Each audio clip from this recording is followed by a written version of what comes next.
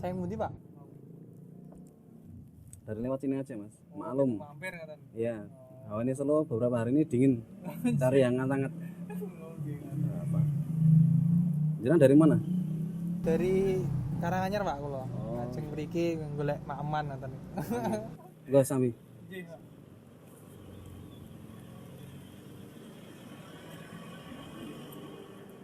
Iki nang YouTube iki enten berita saking Mas Gibran calon wali kota Solo. Beritane jangan sampai ada politik dinasti di Indonesia. Nah, ngoten niku pripun niku? Wah, iki. Yang pertama mas, kan bapaknya sendiri satu presiden. Maka ya otomatis itu akan disangkut pautkan dengan politik dinasti. Itu jelas. Nah, cuman bedanya kalau zaman dulu politik dinasti itu bukan politik dinasti istilahnya, dinasti langsung dari atas ke bawah ke anaknya langsung ditunjuk sah jadi pemimpin. Tapi kalau sekarang tidak begitu. Sekarang tuh karena bukan lagi berbentuk kerajaan, penentuan sah tidaknya itu dengan mekanisme tertentu, makanya istilahnya politik dinasti. Nah, jadi keinginan penguasa untuk mengangkat beberapa orang dari kalangan kerabatnya dengan menggunakan jalan-jalan politik.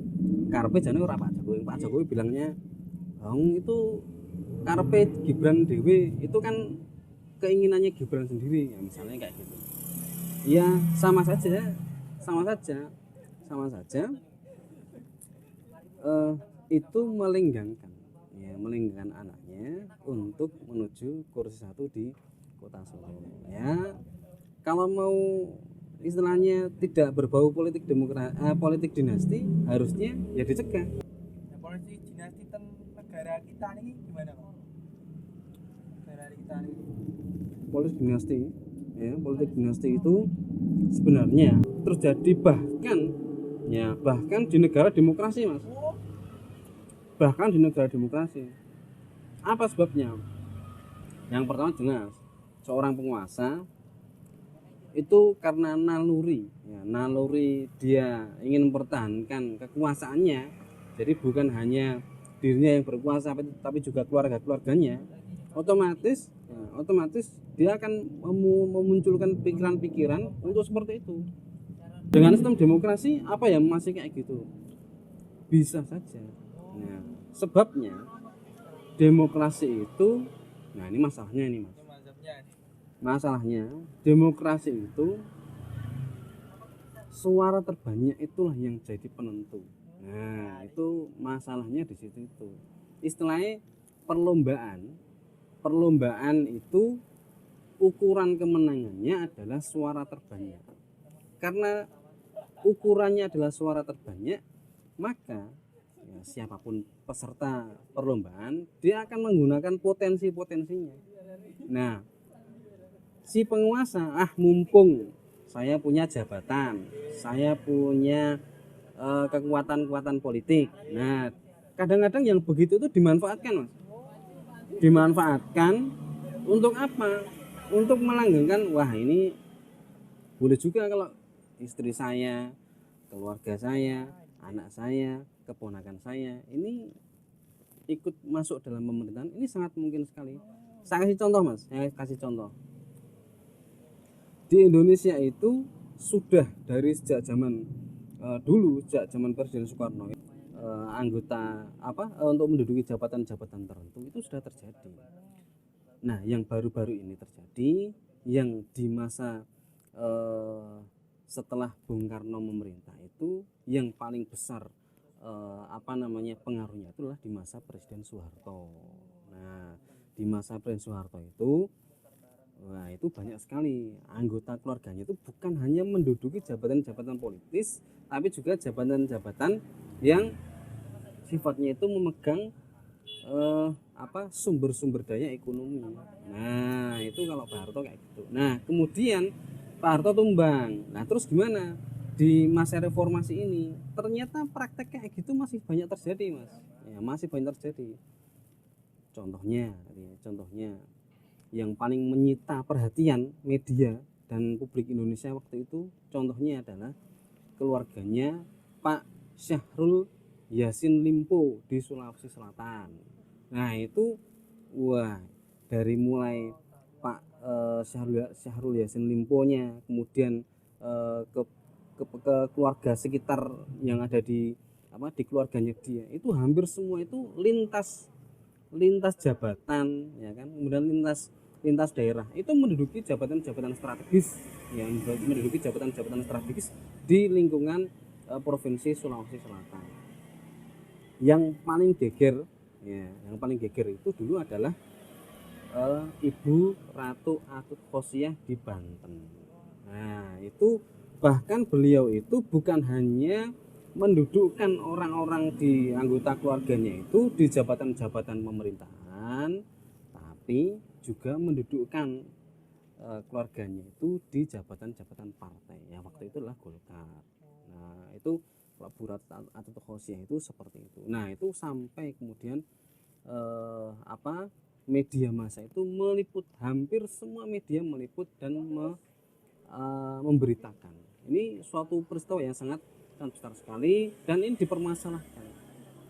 Nah, kalau dalam sistem demokrasi yang begitu itu sangat mungkin terjadi. Ya, karena masalahnya tadi, mumpung ukuran kemenangannya adalah suara terbanyak. Nah, suara terbanyak itu bisa didapatkan dengan tadi popularitas, dengan kekuatan ekonomi, dengan kedudukan atau jabatan. Ya, kalau dibandingkan dengan kita kayak gini mau nyalon wali kota, ya jelas tidak bisa menang, jauh, ya kan. Nah, bandingkan dengan, mohon maaf, Mas Gibran yang bapaknya adalah seorang presiden atau siapa punya jabatan apa, itu pasti itu akan lebih mudah untuk meraup suara.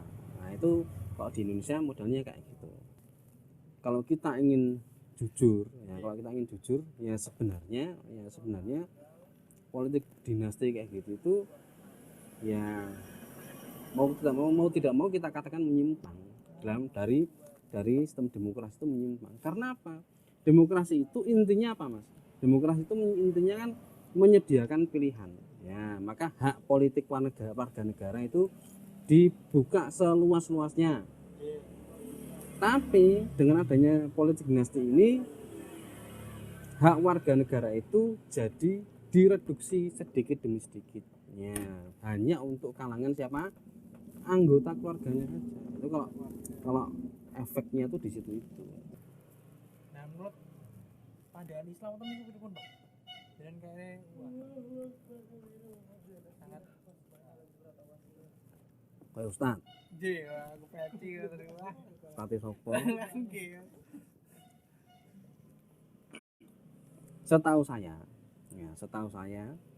kalau dalam Islam itu tidak begitu mementingkan. Ini jano anak sopo dadi opo, itu jano seperti itu pada prinsipnya seperti itu. Karena apa? Karena dalam Islam itu yang terpenting itu adalah apa? Kemampuan. Ya, kapabilitas atau kemampuan dan profesionalitas atau keahlian. Nah, maka istilahnya kalau dalam bahasa Inggris itu the right man in the right place. Ya, orang yang baik di tempat yang pas, ya, kudunya kan seperti itu. Nah, sebenarnya dalam Islam begitu, jadi tidak begitu mementingkan apakah dia anggota keluarganya, apakah boleh diangkat anggota keluarga itu menduduki jabatan tertentu.